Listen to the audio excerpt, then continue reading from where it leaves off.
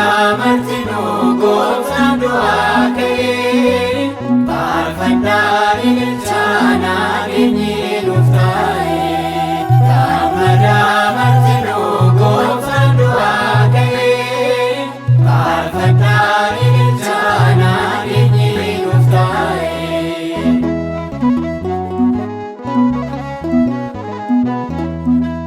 Gammadaa martinu garbirraa garbu'ee gammadaa martinu yaamil kol faarfadhu.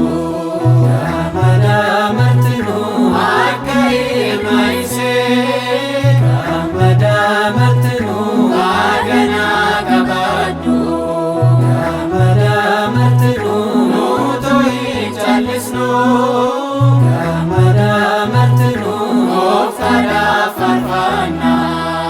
Gammadaa martinu halkanii fi guyyaa gammadaa martinu galataaf dhaabannaa. Gammadaa martinu gooftaan du'aa ka'ee faarfadhaa ililchaana keenyi nuuf taa'e. Gammadaa martinu gooftaan du'aa ka'ee faarfadhaa ililchaana keenyi nuuf taa'e.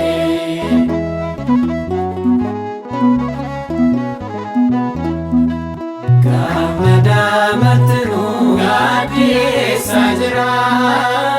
Gammadaa martinu isa waliin taane. Gammadaa martinu jaalala isaati. Gammadaa martinu du'a injifanne. Gammadaa martinu maqaasaa ol qaba. Gammadaa martinu daachika birraati. Gammadaa martinu ililcha faarfadhaa. Gammadaa martinu maanalee miti. Gammadaa martinu gooftaan du'aa ka'ee faarfadhaa ililchaana keenyi nuuf taa'e. Gammadaa martinu gooftaan du'aa ka'ee faarfadhaa ililchaana keenyi nuuf taa'e.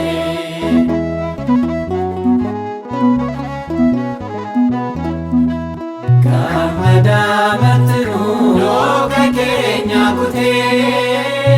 Gammadaa martinu dhiigaan kan nu biite.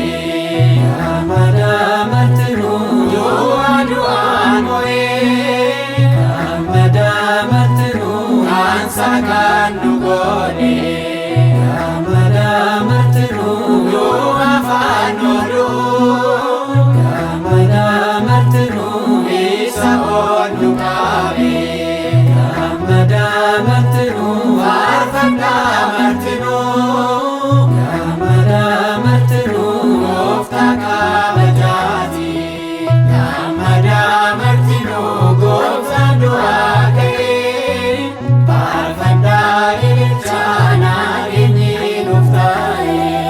Gammadaa martinu gooftaan du'aa ka'ee faarfadhaa ililchaana keenyi nuuf taa'e.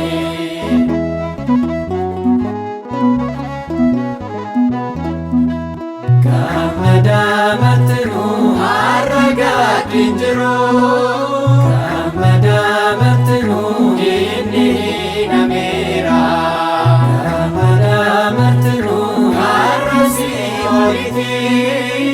Gammadaa martinu Yesuus dhufeera. Gammadaa martinu haalli nama martu. Gammadaa martinu ifaan golgameera. Gammadaa martinu dhukkubsachuu isaa.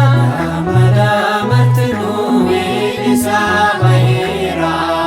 Gammadaa martinu gooftaan du'aa ka'ee faarfadhaa ililchaana keenyi nuuf taa'e. Gammadaa martinu gooftaan du'aa ka'ee faarfadhaa